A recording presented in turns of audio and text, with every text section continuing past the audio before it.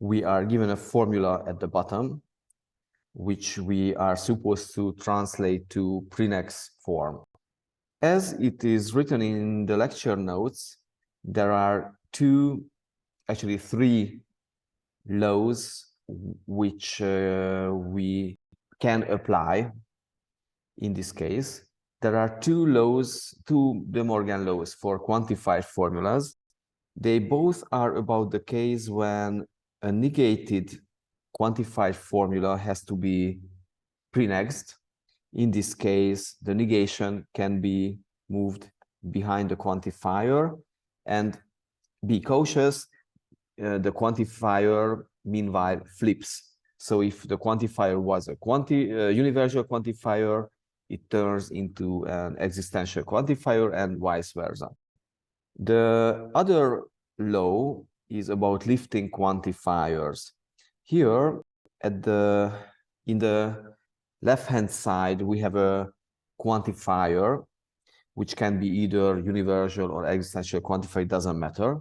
And we have a right-hand side B, which can be any kind of formula.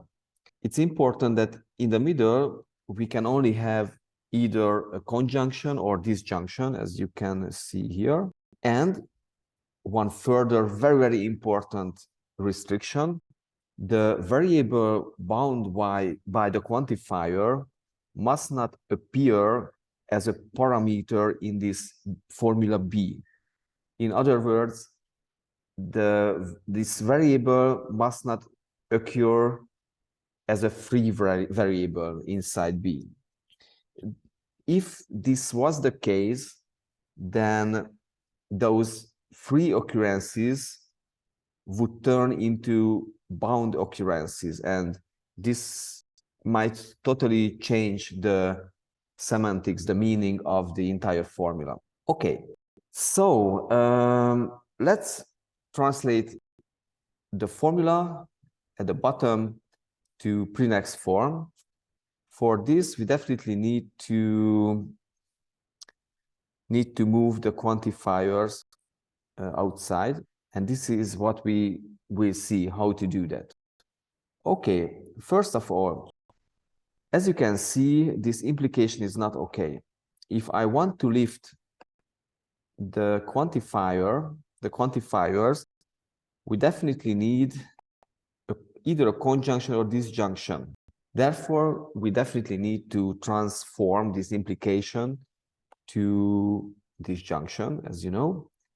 So what we get is negated for all x px, or negated exist x px or qxc. Immediately we can eliminate this pair of parentheses. Here we are.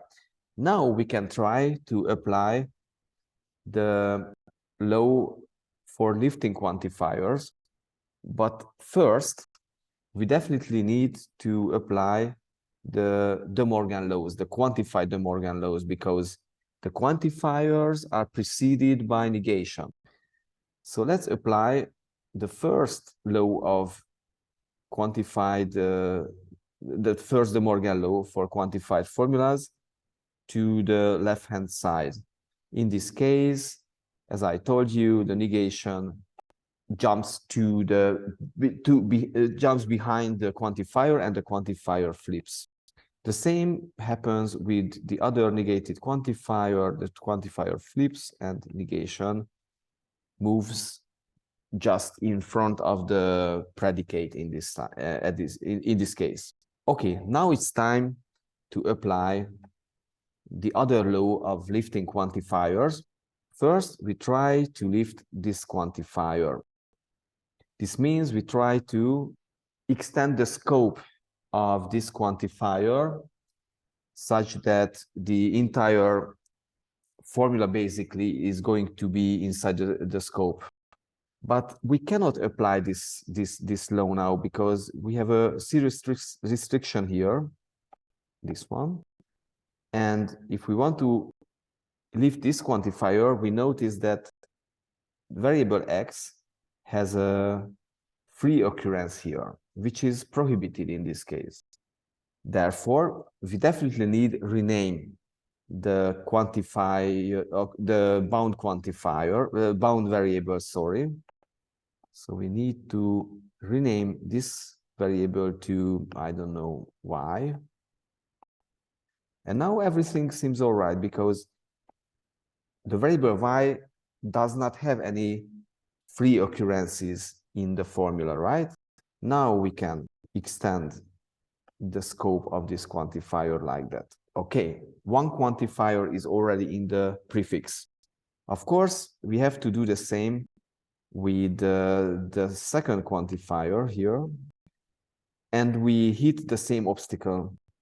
X has a free occurrence, therefore we must rename the bound variable to something else, like z, and then we can move this quantifier to the prefix, into the prefix, py, negated py, and